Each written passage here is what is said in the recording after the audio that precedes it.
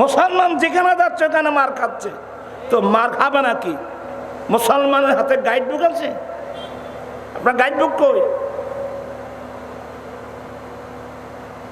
যেই ছেলেদের হাতে গাইড বুক নেই এরা মিসগাইড হওয়া এটাই স্বাভাবিক।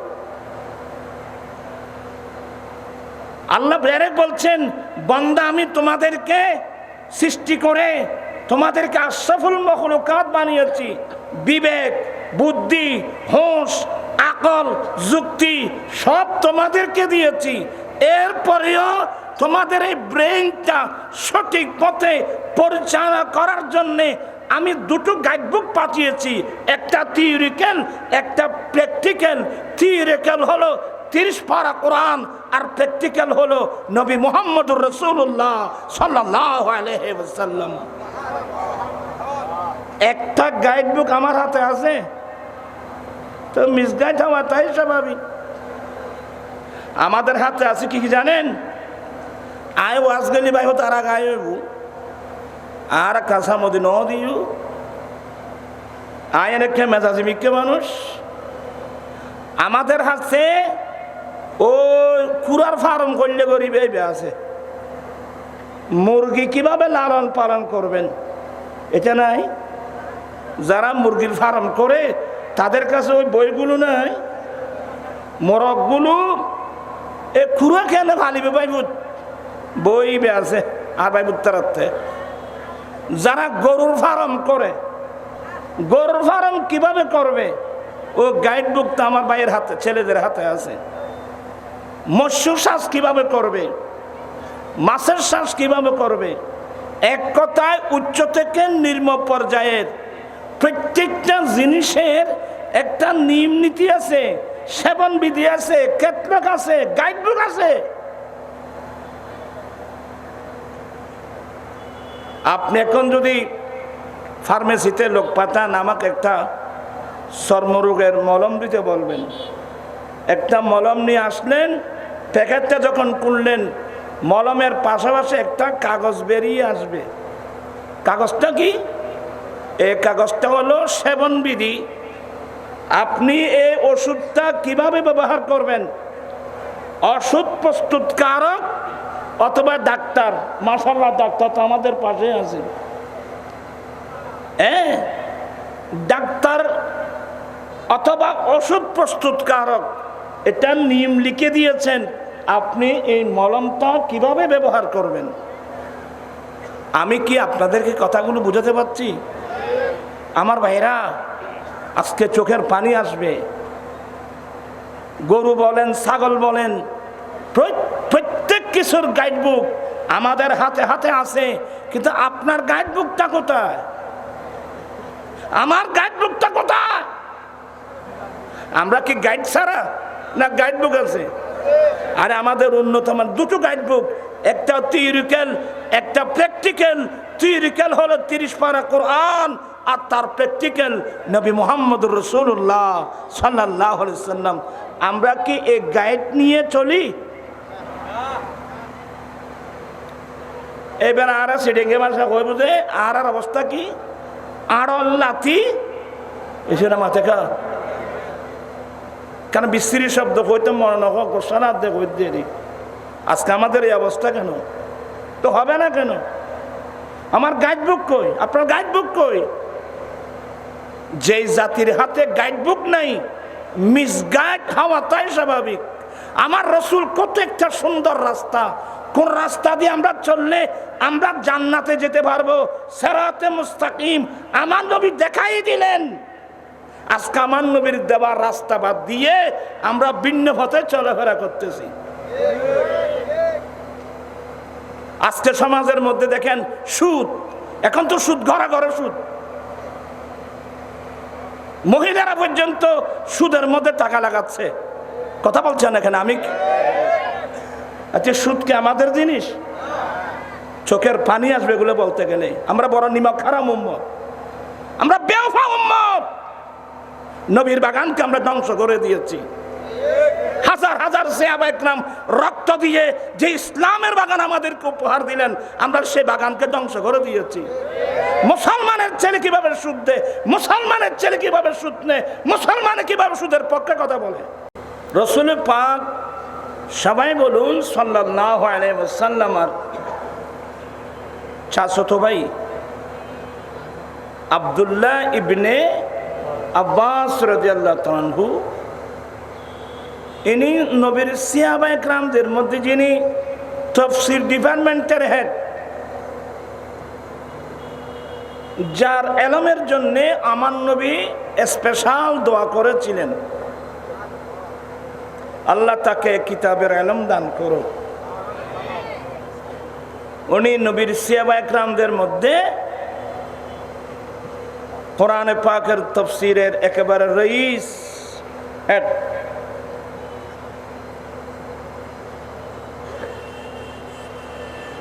অল্প বয়স্ক মানুষ,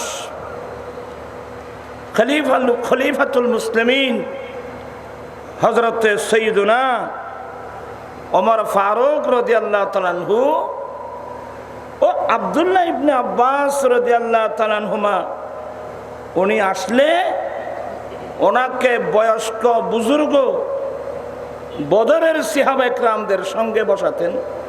সুবহানাল্লাহ।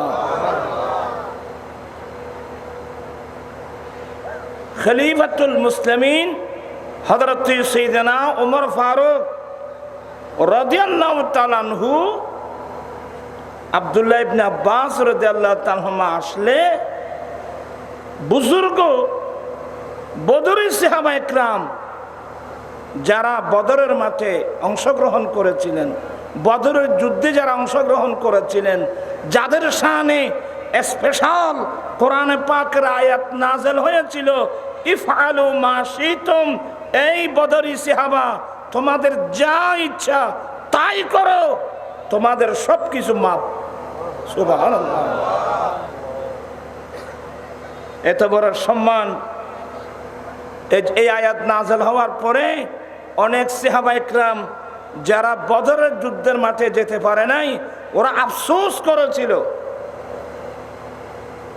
তো যেই বদরি সাহাবা একরামের শানে কোরআনে পাকের স্পেশাল আয়াত নাযিল হয়েছিল, ওরা অত্যন্ত বুজুর্গ বয়স্ক বদরি সাহাবা একরাম যেখানে বসতেন, ফারুক আজম রাদিয়াল্লাহু তাআলা আনহু আব্দুল্লাহ ইবনে আব্বাস রাদিয়াল্লাহু তাআলা আনহুকে ওনাদের সঙ্গে বসাতেন। কিন্তু বসাতেন কার সঙ্গে? বদরের সাহাবা একরামদের সঙ্গে। যার কারণে কয়েকজন বয়স্ক বদরের সাহাবা একরাম শিকায়াত করলেন। কি শিকায়াত করলেন? এটা খলিফাতুল মুসলিমিন কি কাজ করেন?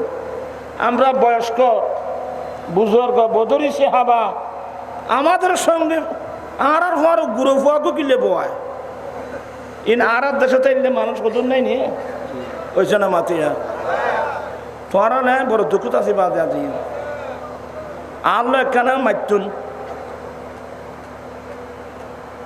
আর হওয়ার ফুয়াকে কিলে বোয়াই এলে হয় না নয়।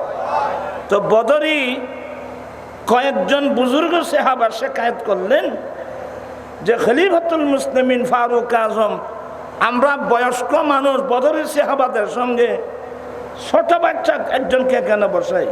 এ ধরনের বাচ্চা তো আমাদেরও আছে। তো সাহাবা একরামের প্রশ্নের উত্তর ভিন্ন রূপে, যারা নবীর শিক্ষায় শিক্ষিত হয়েছেন, যারা নবীর আদর্শে আদর্শবান হয়েছেন, অনেক প্রশ্নের উত্তর ওরা মুখে প্রদান করেন না, কর্মের মাধ্যমে প্রদান করেন। আমরা সিস্টেমগুলো জানি না, জানবো কোত্থেকে? আমরা তো এগুলো লেখাপড়া করি না।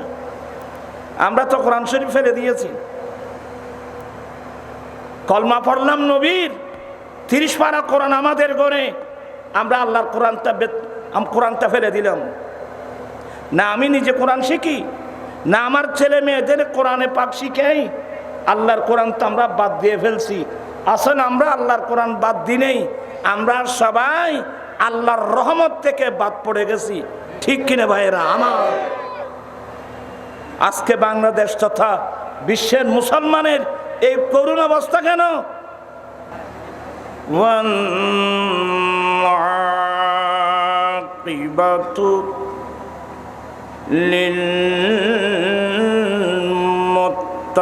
লিল-মুত্তাকিন ওয়াস-সালাতু ওয়াস-সালামু আলা সাইয়্যিদিনা ওয়া সানাদিনা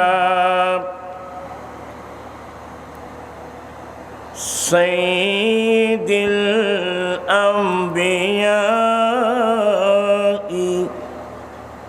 ওয়াল মুরসালিন ওয়া আলা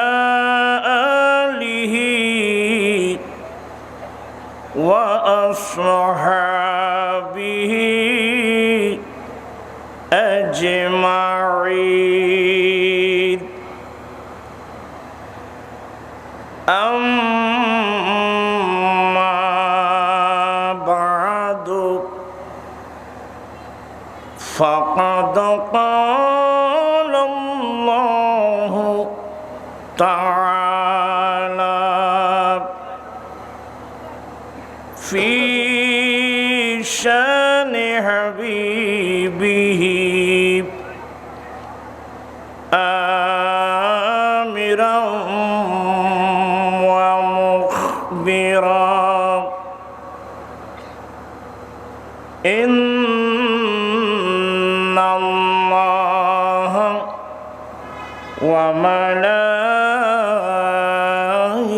وملائكته يصلون على النبي يا أيها الذين آمنوا صلوا عليه وسلموا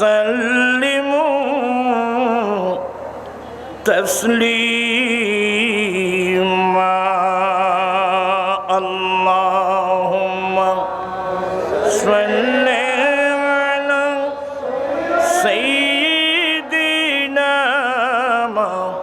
مولانا محمد وعلى آل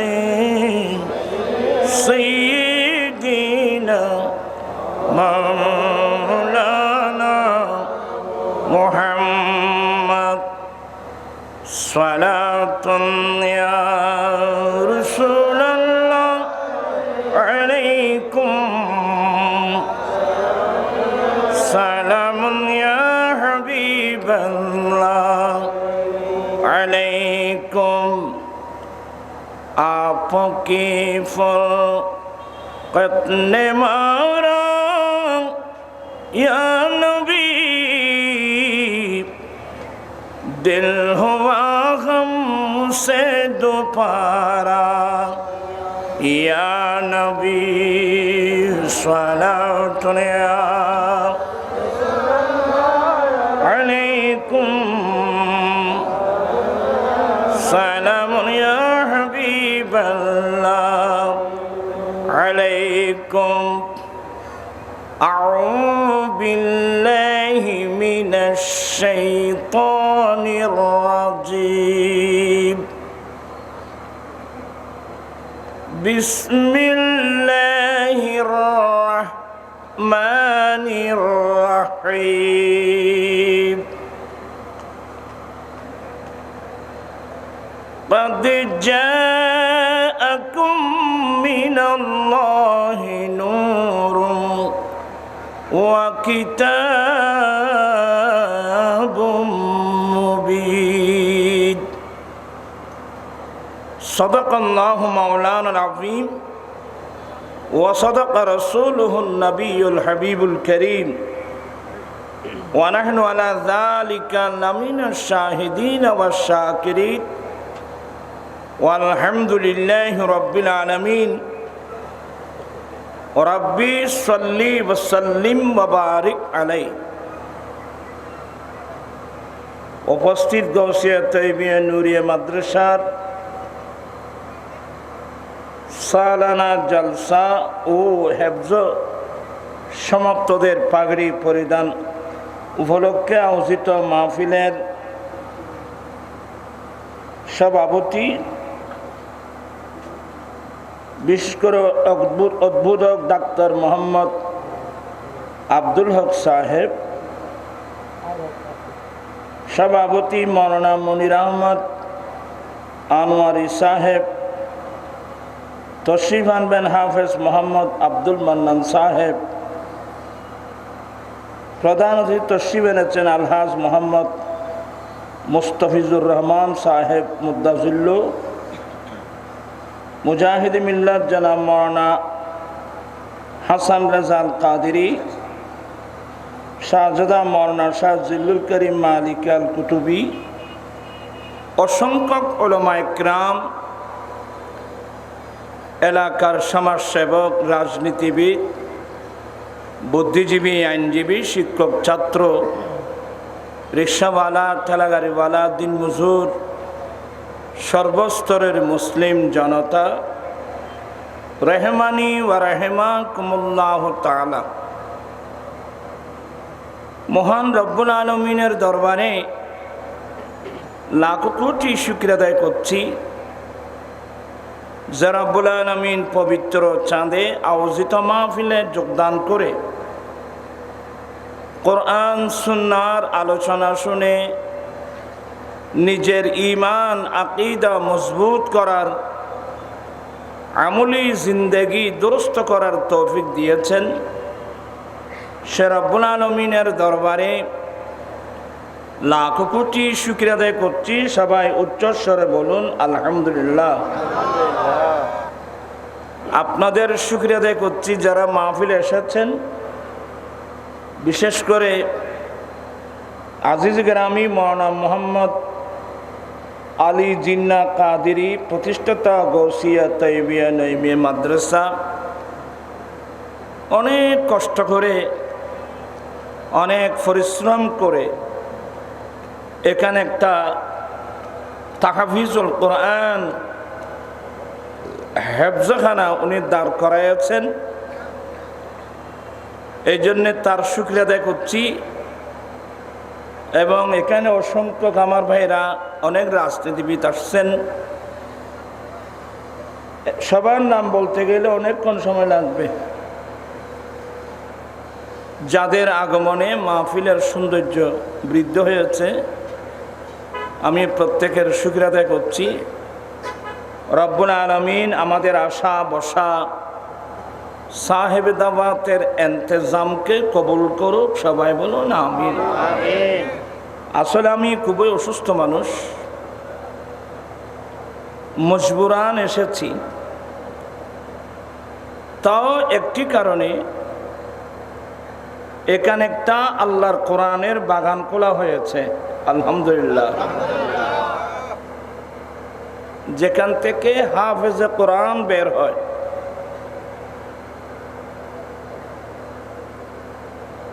এই মাহফিলকে, আজকের এই বিষয়বস্তুকে সামনে রেখে কোরআন মাজিদ ফুরকান হামিদের একটি আয়াতে কারিমা তেলাওয়াত করলাম। মহান রব্বুল আলামিন যদি তৌফিক দান করেন, অতি অল্প সময়ে দুই চার কথা বলে আমি আমার বক্তব্য শেষ করব।